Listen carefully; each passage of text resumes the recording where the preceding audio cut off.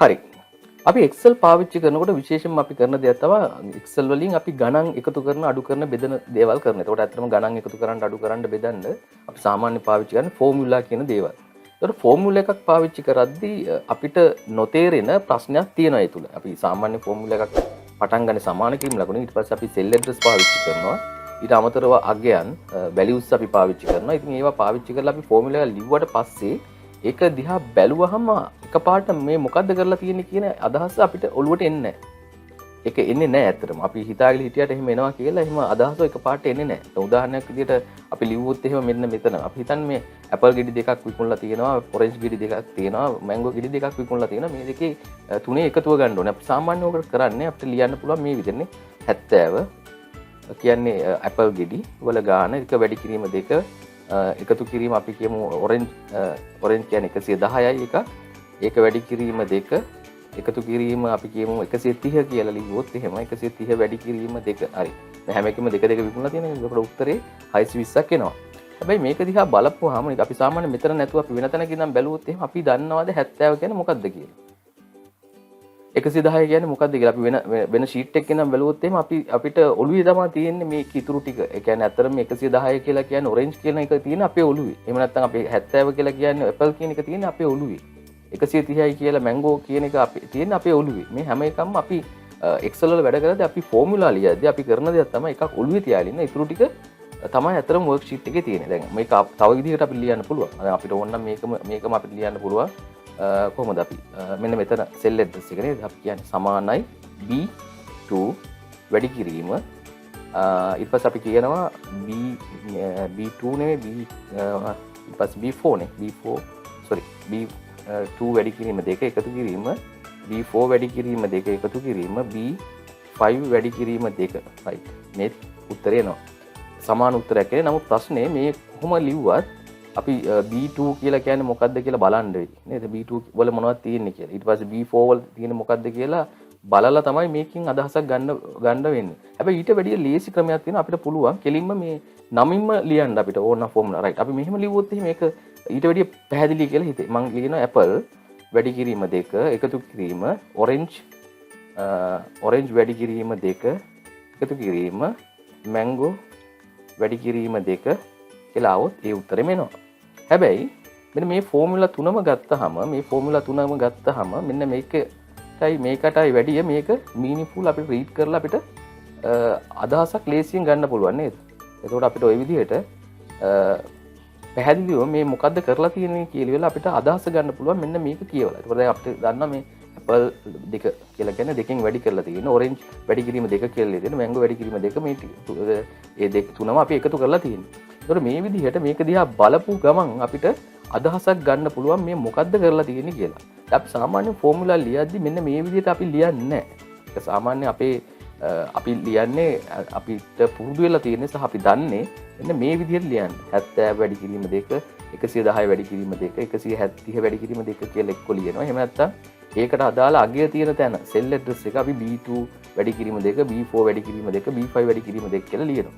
දැන් මේ ක්‍රම දෙකටම උත්තරේ එක සමානයි. නමුත් ප්‍රශ්නේ මේකෙදි මේ විදිහට ලිව්වොත් එහෙම වැරදිලා හරි මේ වගේ ප්‍රයිස් වෙනස් වුණොත් එහෙම මේ උත්තරේට බලපෑමක් වෙන්නේ නැහැ. තීන්දුව ගන්නවා තමයි. හැබැයි මේ විදිහට ලිව්වොත් මේකේ බලපෑමක් තියෙනවා. මේවා මේ අගයන් වෙනස් වෙච්ච ගමන් ඒ අනුව මෙන්න මෙතන උත්තරේ වෙනස් වෙනවා.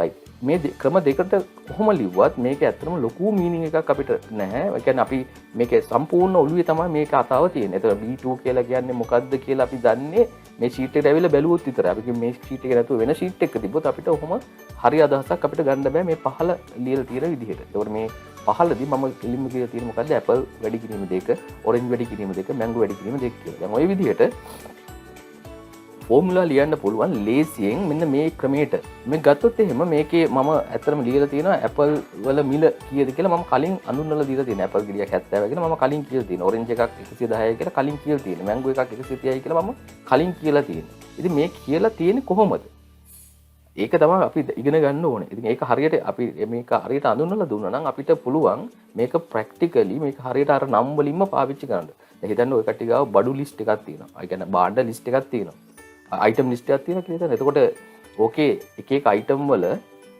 නමයි ඒකට අදාළ මිලයි අපි ගාව කොහේ හරි තැනක තියෙනවා නම් අපිට කෙලින්ම භාණ්ඩේ නම කියලා අපිට ගණන් එකතු කරන්න අඩු කරන්න වැඩි කරන්න ගන්න පුළුවන්. ඒ උදාහරණයකට මෙහෙම හිතන්න. දැන් අපි ගාව තියෙනවා තව ලිස්ට් එකක් මේ item list එකක්. අපි කියමු TV, cassette, deck ඔය වගේ අපි කියමු එක මේ කැමරා ඔය වගේ item list එකක් තියෙනවා කියලා. ඒ වගේ amount එකක් අපි type කරලා තියෙනවා එක තැනක.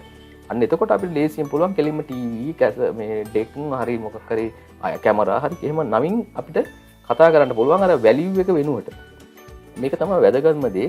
කොහොමද මේ දේ කරන්නේ? හරි. ඔය වැඩේ කරන්න අපිට පුළුවන් මේ මෙන්න මේ වගේ නම් ටේබල් එක අපිට මේ ටේබල් එක ඉස්සරම highlight කරගන්න පුළුවන්. මේ අපේ නමයි ඒකට අදාළ මිලයි තියෙන එක ඉස්සරම අපිට තෝරගන්න පුළුවන්. මේක තෝරගලි වෙලා ඊට පස්සේ අපි කරන්න ඕනේ මෙන්න මේ formula කියන එකට ගිහිල්ලා මේකේ තියෙනවා create from selection කියලා option එක. ඒතකොට create from selection කියලා ගිහිල්ලා මෙන්න මේකට ආවට පස්සේ මේක ඇත්තටම තියෙනවා create name from value in this left column. يعني මේකේ මොකද්ද මේ කියන්නේ? create name from value in එතන මේකේ තිබ්බ top row, bottom row, right column මේවා මම අයින් කරා. ඇත්තටම මට ඕනේ මෙන්න මේ කතාව ගන්න. left column එකේ මොනවද තියෙන්නේ? ඇත්තටම left column එකේ තමයි මේකට අදාළ නම තියෙන්නේ. එතනින් නම ගන්න. ඊළඟට B column එකේ තමයි තියෙන්නේ ඒකට අදාළ value එක. ඉතින් ඒක එයා අඳුර ගන්න. ඒ කියන්නේ මම පළවෙනිට කියනවා left column එකේ තමයි මේකට අදාළ නම තියෙන්නේ කියලා. දැන් මෙහෙම තියෙදි මම okay කරපු ගමන් එයා මොකද කරන්නේ? මෙන්න මේ ටික නමට අදාළ value එක store කරගන්නවා. දැන් මෙතනින් පස්සේ මම ලියනකොට දැන් මම ලියනවා ඊට පස්සේ මොනවද? apple වැඩි කිරීම 2. එතකොට එයා දන්නවා මොකද්ද? හරි මේ උත්තරය ආවනේ. ඒ කියන්නේ apple වැඩි කිරීම 2 කියලා අපි ලියපු ගමන් එයා දන්නවා apple මේ apple ගෙඩියක මිල 70යි. ඒක දෙකෙන් වැඩි කරලා උත්තරේ එයි නේද? ওই විදිහට අපිට උත්තරේ ගන්න පුළුවන්. ඇත්තටම කොහෙත් මේක ස්ටෝර් වෙලා තියෙන්නේ. මේකත් වැදගත් දෙයක්. ඒ කියන්නේ අපි ඇත්තටම මේක මේ ෆයිල් එක ඇතුලේ තමයි මේක සේව් වෙලා තියෙන්නේ. සහ මේකට දැන් අපි මේක මෙතෙන්ට ගිහිල්ලා අපි මේ විදිහට දීලි වෙලා අපි හදාගත්ත එක ඇත්තටම තියෙන්නේ මේ name manager කියන තැනට ගියා නම් අපිට පේනවා මෙන්න මේකට අදාළ අගයන් ටික. මේකෙත් හරි ලස්සන වැඩක් වෙලා තියෙනවා. ඒ කියන්නේ මෙතන බලන්න මේ Apple එකක මිල 70යි කියලා තියෙනවා. ඒත් එක්කම refers කියලා තියෙනවා. refer කියලා කියන්නේ මේකට පාවිච්චි කරලා තියෙන්නේ B2 කියන සෙල් එක. හරිද? scope එක හැටියට දාලා තියෙනවා workbook එක. ඒ කියන්නේ මේ workbook එකෙන් තමයි අරන් තියෙන්නේ. ඒකට මේ right ඔය විදිහට banana කියමු. banana වල මිල 230යි. හැබැයි 230 විතරක් නෙමෙයි මෙයා අරගෙන තියෙනවා මොකද? ඒක refer කරලා තියෙන්නේ B3 වලින්. ඒ කියන්නේ මේකේ පොඩි වැඩක් කර දෙයක් ඒක ගැටිට. දැන් අපි මෙහෙම කියමුකෝ. මං 70 නෙමෙයි මේක මං 75 කරන්නම් බලන්න මේකේ මිල. හරි. මේ බලන්න මේවා වෙනස් වුණා. ඒ කියන්නේ දැන් ඇත්තටම Apple ගෙඩියක මිල Apple එකක මිල දැන් කීයද කියලා බැලුවොත් දැන් 75යි. ඇයි ඒ? මම මෙතන 75 කරපු හින්දා. මම මෙතන දාන්නම් 80යි කියලා. දැන් තේරෙයි මේ බලන්න. මේවා වෙනස් වුණා. මේ ඔක්කොම 80 බවට පත් වුණා නේ. ඒ කියන්නේ මේක සම්බන්ධයි මොකද්ද අර නමත් එක්ක. දැන් ආපහු මම පෙන්නුවොත් එහෙම මෙතෙන් ආවට පස්සේ මෙතන තියෙන මේ තියෙන අපේ මං අඳුරලා දීපු fruits list එක ඇතුළේ පළතුරු list එක ඒකට අදාළ value එක තමයි මේ store වෙලා තියෙන්නේ. නමුත් මේ value එකට අමතරව මෙතන තියෙන මොකද්ද refer කරලා තියෙනවා. ඒ කියන්නේ මෙයාව අඳුන්නලා දීලා තියෙනවා. මෙන්න මෙතන තියෙන අගය තමයි ගන්න ඕනේ කියලා. ඉතින් මේක හරි වැදගත් සහ හරි ගොඩක් වෙලාට පාවිච්චි කරන්න පුළුවන් ප්‍රැක්ටිකලි පාවිච්චි කරන්න පුළුවන් තැන. අපි ගොඩක් වෙලාට මේක පාවිච්චි කරන්නේ නැහැ. දැන් මේ feature එක අපි ගත්තොත් එහෙනම් මේක මේ 2021 කියන version එක අලුත්ම version එකේ ආපු එක නෙමෙයි. මේක දැන් අවුරුදු 15කට 16කට විතර කලින් ඉඳන් මේ Excel වල තියෙන feature එකක්. මේක ගොඩාක් පරණ feature එකක්. නමුත් අපි ගොඩක් වෙලාවට formula වලදී function වලදී අපි මේවා පාවිච්චි කරන්නේ නැහැ. එතන අපිට formula functions වලදී මේවා පාවිච්චි කරන්න පුළුවන්. formula වලදී පුළුවන් function වලදී මෙන්න මේවා මේ විදිහට හදාගත්ත නම් අපිට පාවිච්චි කරන්න පුළුවන්. දැන් මම පෙන්නපු උදාහරණයක් ගත්තොත් පළතුරු වලට අදාළ මිල. අපි තියෙන ටේබල් එකක් තියෙනවා. ඒක අඳුනලා දුන්නාට පස්සේ කෙලින් මේ පළතුරේ නමින් අපිට කැල්කියුලේෂන් එක කරන්න පුළුවන්. ඔය විදිහට අපිට ලිස්ට් එකක් තියෙනවා නම් ඒ ලිස්ට් එකට අදාළ මිල ගණන් ටික වෙනම තියෙනවා නම් අපිට පුළුවන් ලිස්ට් එකේ කියන්නේ නම් ටිකෙන් ඕන කොලම් එක තමයි පළවෙනිට තියෙන්නේ. ඒක හඳුන්වලා දීලා කොලම් ඒකට අදාළ අගය තියෙන කොලම් එක අඳුනලා දුන්නාට පස්සේ අපිට පුළුවන් මේ විදිහට එකතු කරන අඩු කරන වැඩ කරන්න. ඒකෝට අපි මේ විදිහට තමයි හරිනම් නෙවෙයි අත්‍තරම හරිනම් කියන්න බෑ. අපිට ෆෝමියුලා ලියන්න පුළුවන්. අර මම පෙන්නපු ක්‍රම තුනටම ලියන්න පුළුවන්. එකක් අපිට කෙලිම මේ අගයෙන් ලියන්න පුළුවන්. මෙතන නම් ප්‍රශ්නයක් තියෙනවා මේවා චේන්ජ් වුණොත් එහෙම වෙනස් වෙන්නේ නැති හින්දා. හැබැයි මෙන්න මේ විදිහට අපිට ලියුවොත් එහෙම වෙනස් වුණොත් ඒවා වෙනස් වෙච්ච අගයන්ගෙන් අලුත් උත්තර එනවා. හැබැයි ලස්සනම එක තමයි මොකද්ද?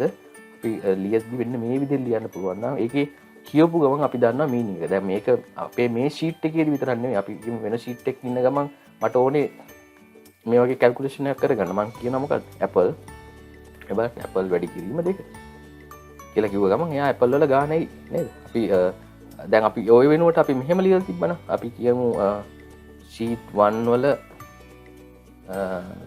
මොකක්ද?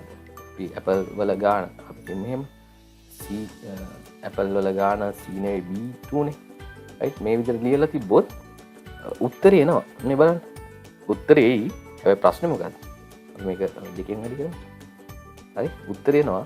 හැබැයි ප්‍රශ්නේ මොකක්ද? අපිට මේ මොකද්ද? sheet 1 B2 කියන්නේ මොකද්ද? අපි ආපහු යන්න ඕන sheet 1 වලට. ගිහිලා බලන්න ඕන sheet 1 වල B2 වල මොකද තියෙන්නේ කියලා. ඒක තමන්ම කරා නම් ගැටලුවක් නැහැ. වෙන කවුරු හරි ලියපු ෆෝමියුලා එකක් නම් ඒක අපි කරන්න වෙන්නේ මොකද්ද? මේකට ගිහිල්ලා මේ sheet එකෙන් මේක බලන්න වෙනවා. ඉතින් ඊට වැඩිය ලස්සනයි සහ ක්ලියර් හොඳ මීනින්ග් එකක් තියෙනවා. මෙන්න මේ විදිහට හදපුවා. මේ කියන්නේ ඉස්සරෝම අපි නම් ටික ඒ ටික ලිස්ට් එක අඳුනලා දෙනවා names විදියට. ඊට පස්සේ ඒවා පාවිච්චි කරලා අපිට පුළුවන් ලේසියෙන් කැල්කුලේෂන් කරන්න. තව එකක් කරන්න නේ. උදාහරණ apple ගෙඩි 2යි අපි කියමු බනානා කිලෝ 2යි right. හරි විදිහට අපිට මේ නම් වලින් මට දැන් ටයිප් කරගෙන යන්න පුළුවන්. මේ ක්ලික් කරපු ගමන් මේකේ හොඳ මීනින්ග් එකක් තියෙනවා. මේකෙන් අපිට අදහස ගන්න පුළුවන්. මේක ඇත්තටම ප්‍රැක්ටිකලි ගොඩක් තැන්වලදී පාවිච්චි කරන්න පුළුවන්. දැන් ගොඩක් කාලට ඔෆිස් වල ගත්තොත් එහෙම අපි ගාව තියෙන item list එක තියෙනවා. item එකට අදාළ amount එක අපි ගාව තියෙනවා. එතකොට ඔය වගේම අපි කිමි stock maintain එකක් කරනවා. එතකොට ඒ stock වල ඒකට අදාළ item වල නම් තියෙනවා. ඊට අදාළ value ටික තියෙනවා. එතකොට අපිට පුළුවන් කෙලින්ම නම් වලින් කතා කරන්න. අපි කියමු Singer TV. අපි කියමු Singer TV 32 inch. එහෙම නැත්නම් right. ඒක අපි කෙලින්ම මේ නමින්ම හදලා ඒ නමම පාවිච්චි කරලා අපිට වැඩි කරන්න පුළුවන්. අපි කියමු උදාහරණයක් Singer TV කියලා. Singer TV 32 inch multiply 5 හරි. ඔන්න අපි මේ විදිහට කැල්කුලේෂන් කරන්න පුළුවන්. ඉතින් මේක තමයි ලේසිම ක්‍රමය සහ මේක තමයි ඇත්තටම දැක්ක ගමන් ලේසියෙන් අපිට අවබෝධ කරගන්න පුළුවන් ක්‍රමය. මෙන්න මේ විදිහට ෆෝමියුලාස් ලියපුවාම ඔය ගැටි මෙච්චර කාලෙ ලිව්වේ අර අපි කලින් ලියපු විදිහට. දැන් ගොඩක් කාට ගත්තොත් එහෙම ගොඩාක් අය කලින් ලියපු ක්‍රම දෙකට තමයි ෆෝමියුලාස් ලියන්නේ. හැබැයි ඉස්සරහදී මම හිතනවා මේ ෆීචර් එක පාවිච්චි කරලා ලස්සනට ෆෝමියුලා මේක ඇත්තටම ලියන්නත් ලේසි. අනිත් කතාව තමයි මොකද්ද? මේක ඇත්තටම තනිකරම මේ කතාව තියෙන්නේ Excel ඇතුලේ. දැන් අපි අපහු මම කිව්වොත් එහෙම දැන් මේකේ මේ කලින් ෆෝමියුලාස් වලදී එක කොටසක් තියෙන්නේ අපේ ඔළුවේ, අනිත් ටික තියෙන්නේ අපේ Excel ෆයිල් එකේ. දැන් අපි B2 කියන එක මොකද්ද කියලා තියෙන්නේ Excel වල. B2 කියන්නේ මොකද්ද කියන එක තියෙන්නේ අපේ ඔළුවේ. නේ? B2 කියන්නේ Apple කියලා දන්නේ අපි. අපේ ඔළුවේ තමයි ඒක ලියාගෙන ඉන්නේ. හරි. නමුත් මේ විදිහට ගත්තාම මේක තනිකරම මේ සම්පූර්ණ ෆෝමියුලා එකම තියෙන්නේ. ඒකට අදාළ අගයන් ටික ඔක්කොම තියෙන්නේ කෙලින්ම Excel වල විතරයි. Apple කියලා කියන එක ඒකට අදාළ මිල ඔක්කොම Excel එකේ තියෙනවා. ඊට ආයේ ඔළුවේ තියාගන්න කියලා දෙයක් නැහැ. right. හරි. මම හිතනවා මේ වීඩියෝ ගොඩක් ප්‍රයෝජනවත් වෙයි. ඔය කට්ටියට අනාගතයේදී මේ ෆෝමියුලාස් පාවිච්චි කරද්දී මේක පාවිච්චි කරන්න. මේක ඇත්තටම ලස්සන ෆීචර් එකක්. මේක අලුත් ෆීචර් එකක් නෙවෙයි. මේක ගොඩාක් පරණ ෆීචර් එකක්. අපි නමුත් මම දන්න හැටියට ලංකාවේ ගත්තොත් එහෙම ගොඩක් දෙනෙක් මේ ෆීචර් එක දන්නේම නැහැ. මේක තියෙනවා කියලා දන්නේ නැහැ. ගොඩක් වෙලාවට ෆෝමියුලාස් අපි ලියන්නේ අර විදිහට සෙල් ඇඩ්‍රස් එක නැත්නම් ඒකට අදාළ අගයන් ටික පාවිච්චි කරලා. මම හිතනවා මෙතනින් පස්සේ ඔය කට්ටිය මේක ලස්සනට පාවිච්චි කරයි කියලා.